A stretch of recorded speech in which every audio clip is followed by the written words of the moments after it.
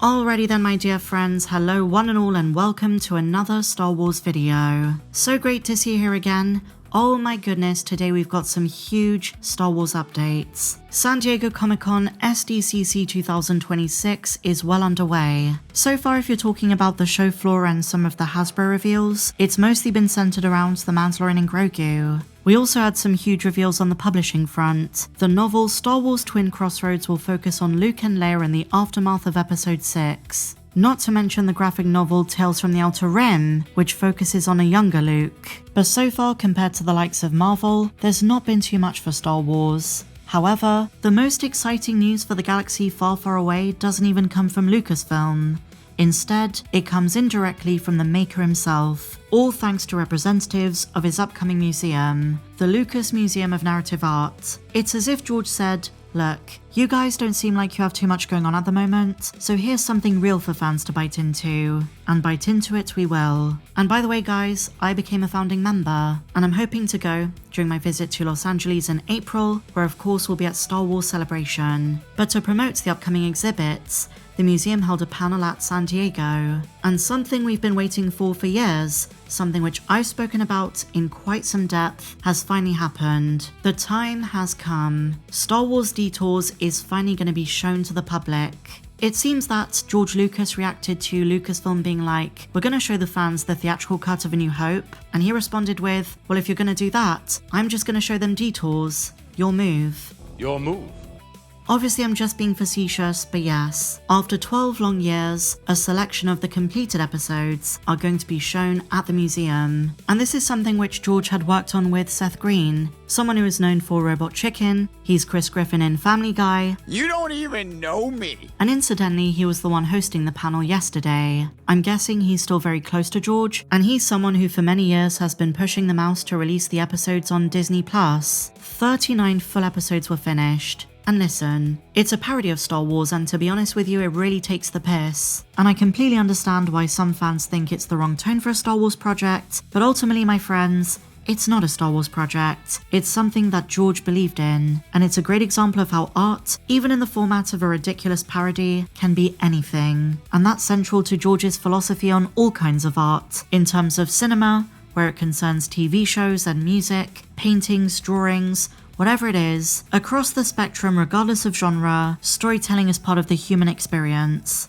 And that's why he wasn't too hung up on making Star Wars parodies. Some people like it, some people don't, some say it's not funny, but what you need to understand, and this is something which Seth Green brought up, is that George was trying to make a Simpsons in the Star Wars universe. And even though there are fans who say that Detours is disrespectful to Star Wars, George Lucas very much disagrees. He's always been more than happy to poke fun at his own characters, because in his mind, comedy and Star Wars parody can exist alongside the real story without damaging it. How was the singles cruise? Well, let's just say there wasn't a cloud in the sky. And George isn't the only person who understands this.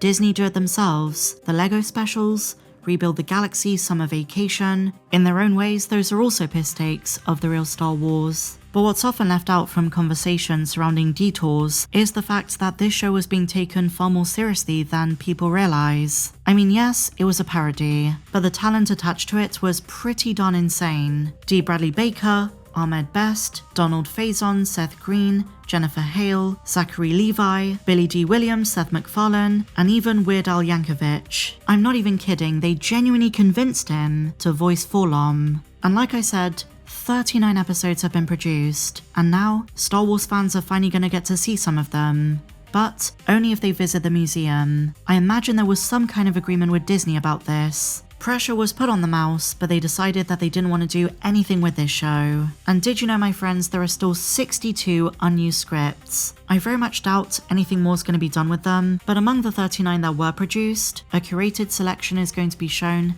at the museum. I think this is going to be among the most popular exhibits, even just out of mere curiosity.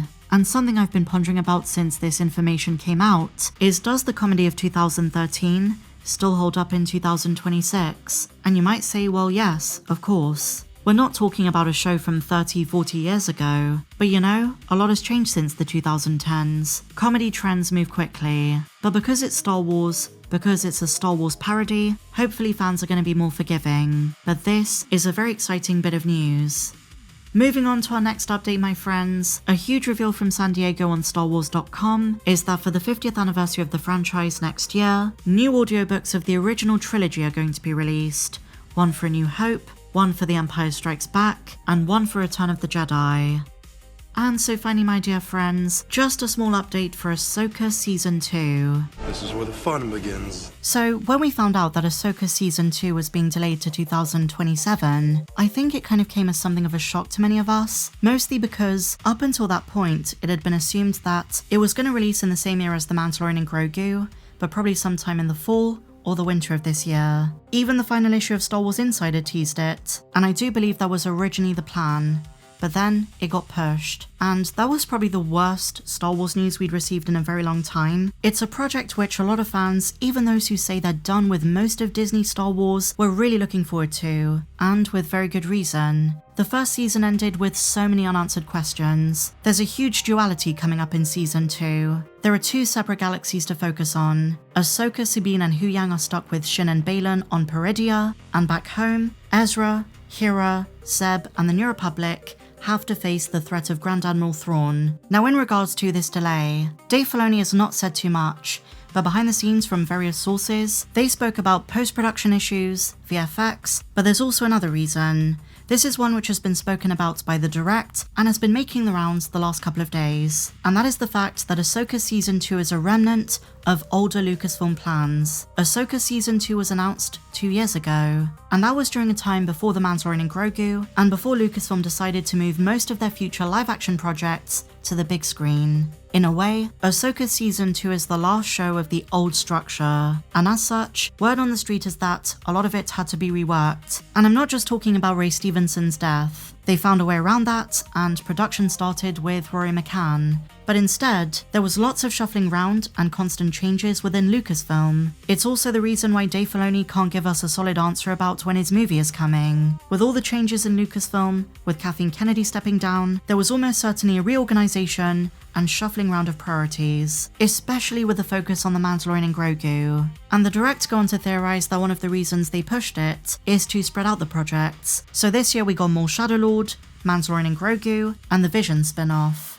And next year is Ahsoka Season 2, Starfighter, and more Shadow Lord Season 2. It also gives the post-production team more time. But another reason they say is that the 2026 Disney Plus slate is already jam-packed. They bring up the likes of Wonder Man, Daredevil Born Again Season 2, and more Shadow Lord, and there are several others lined up for the coming months. Vision Quest, and Percy Jackson Season 3, and so maybe Disney themselves made the decision, especially considering Ahsoka Season 2 is one of the biggest Disney Plus releases in a very long time. There are a lot of fans anticipating Ahsoka Season 2, and I don't think Disney Plus wants to compete for audience attention, so pushing Ahsoka till 2027 might actually make sense, but I wonder when they're going to release it.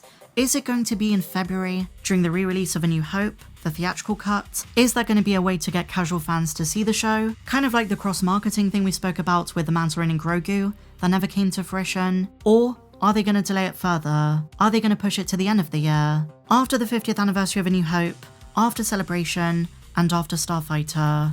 I would say January is the best time for it, just so that it doesn't overlap with some of the other big stuff. But then again, in the past, they've not been opposed to doing a live-action and animated show at the same time. This was true of Andor, with Tales of the Jedi, and The Mandalorian Season 3, with The Bad Batch Season 2. But if it is going to be early 2027, why not make it a New Year's treat? If of course it's ready in time. But like I said, Ahsoka Season 2 is the last remnant of the old Disney Plus model. What do you guys think though? Share your thoughts in the comments down below. And if you enjoyed this video, please be sure to give me a big fat thumbs up, subscribe if you're new, and may the Force be with you, always.